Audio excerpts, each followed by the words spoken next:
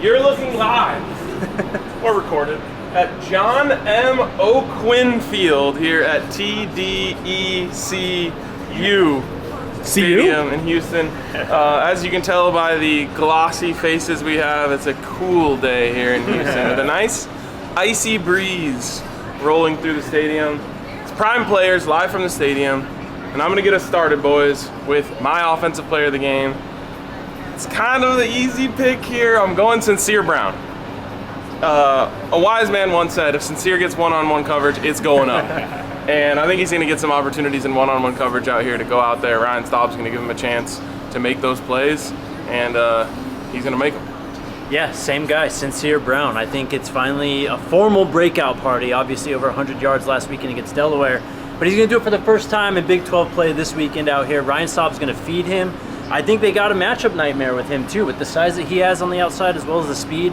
I think they're going to get him open. I think they're going to scheme him more open this time around too. I don't think it's purely going to be Ryan Staub checking routes and making him go downfield on certain plays. I think that they're going to do some things to get him open. Sincere Brown's going to have a big game. I am going to pick somebody you both mentioned, Ryan Staub. Ryan Staub is my pick for offensive player of the game. I think he comes out with a point to prove. I think he comes out decisive. And I think he's going to have a big day in the Big 12 opener against Houston tomorrow. I can't wait to see his performance. Go ahead and lead us off with defense then. Say less, man. I think Tanner Koziel, Houston's tight end, is the key to their passing game. And I think Carter Stoudemire is going to be a big reason why Big Tanner doesn't get off. Big Tanner's 6'8", a big, massive future NFL prospect. But Carter is massive as well. He's got size as well. He's got, I think, the chops to handle Big Tanner. So give me Carter for my defensive player of the game. I also pick Carter. Whatever the first person says is just what he No, that's not what I'm doing. I actually have these written down. I've got proof right here. Same reasons as him, but also I think Carter in the spy game when it comes to Connor Wigman scrambling around. I think you're going to see more safeties dropping into the box kind of in that role and passing that on as opposed to the linebackers being the safeties, the more athletic guys. Remember, Connor Wigman does have speed. He's a different runner than Haynes King. It's more straight line. He's not going to try and put his shoulder down. I think you want the fastest players out there. Really kind of patrolling that middle of the field when that happens, and not to mention the Tanner Koziel element as well. To me, it's all about stopping the run, and I think Martavius French is going to have a big game doing that. Last week looked really explosive, especially in the early goings of the game. I think he's going to come out here, be fired up, and make a lot of plays in the run game, which I think is really the key to the Buffs winning this football game. You can start us with your sleeper. I'm going to go with Brandon Davis Swain. Does that count? Are we good? Yeah, sure. Okay. And it's what Coach Prime said earlier this week, expanded role. I'm beginning to believe more sort of your side of things here that, maybe hand him the football sometimes. I mean, he's a big boy now, but also in the run game. As he said, you're going to have to contain this run game on defense to have a chance to win. I think that the flashes we've seen from him are going to carry over. It's just a matter of time before he has like a monster breakout game, I think. And I think this is a prime candidate for that to happen. I'm going with my sleeper. I'm going to the receiver.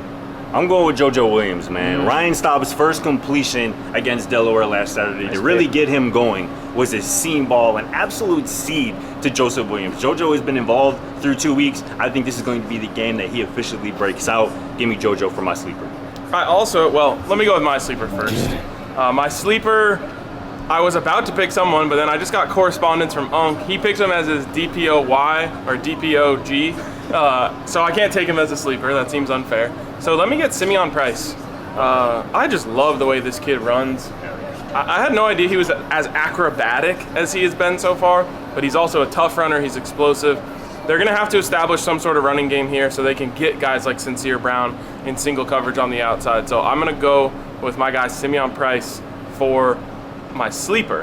And I did receive correspondence from our guy Unk. Okay. He's on his way here to Houston right now, probably in a nice, cool spot, unlike us.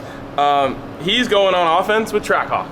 Nice. Trackhawk been a very popular pick, and he's really delivered each of the last 2 weeks for anyone who picked him. This was the guy I was going to pick as my sleeper, but he's going down as Unk's defensive player of the game. It's Jeremiah Brown. Yep. Great pick. He was so awesome last week. I totally understand why Unk's going here. It's really cool to see JB kind of break out as a Colorado player because we saw what he could do when he was at Jackson State. Hasn't necessarily settled into a role until maybe last week. and he looked really comfortable playing that inside linebacker position last week. So I'll try and hype up Unk's guy there. And then the last one, this one might surprise you guys. Quanell X Farrakhan Let's go, Jr. my guy. as the sleeper. And I'm not sure what Unk would say about this, other than, you know, he was maybe a slightly lower pass away from going to the crib last week. Yeah. But Coach Prime mentioned something when talking about returners. He said, you know, Q is really electric back there, and you haven't even seen Quanell yet. Makes me think that maybe Quanell's going to get an opportunity to return a punt. And here in Houston, Yeah, where of he course, is from, hometown. we're not far away from where he had 4 return What a touchdowns pick by in Unk. one game. 3 punt return touchdowns, 1 kick return touchdown. Not far from where we're standing right now. So great pick by Unk. Looking forward to seeing what the boys are going to do out here on this field. One more, Cam Michael, I think could be interesting in this game, especially with the gray jersey, the defensive back factor. You know, talking about the speed on the field with Connor Wigman, I'd be very interested to see if he gets in the football game and can make an impact. Well, now we're doing honorable mentions. And we haven't gotten kicked out yet, which we actually thought we would. Yeah. So keep it rolling, Scotty. You got an honorable mention? I don't have an honorable mention, but I do have something I want to say. We might be running out of opportunities to pick Trackhawk for offensive player of the He's game. getting there. He is getting to that conversation, and I kind of thought he would be, right? I compared him preseason. I think he could have a LeJonte Wester type of impact on this team in terms of his week-to-week consistency and production. 2 touchdowns through 2 weeks, and we had to do that for LeJonte at some point last year as well, where it's like, all right, he's just in the Shador and Travis category of consistency. So we might be running out of weeks to pick Trackhawk, but I'm expecting another big game from number 20. I'll throw in an honorable mention, and that's Draylen Miller. I think as the staff goes through the film from the first 2 weeks, they'll be saying to themselves, we gotta get 6, maybe future 1, the ball more. I think they're gonna find more creative ways than just bubble screens to get him the ball in this game and allow him to go do his thing. Give me one more sleeper. Okay. Zach Atkins. Yeah. I think he finds the box against Houston on Friday. Let's go. Go. It'll be a big game.